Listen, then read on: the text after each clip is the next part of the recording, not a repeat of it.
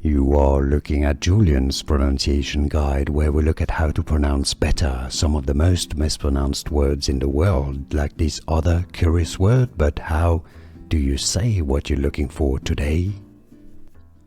Let's learn once and for all how to pronounce this name correctly.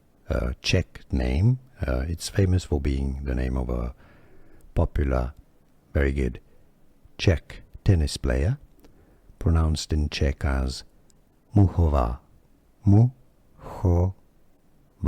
Muchova. Therefore, in English, rather than saying it as Muchova, it's not mucho like in Spanish. It's more Muchova. Muchova. Here are more videos on how to pronounce more confusing words and names too many mispronounced. Like this video if you found it useful. I appreciate your support. I'll see you soon and thanks for watching.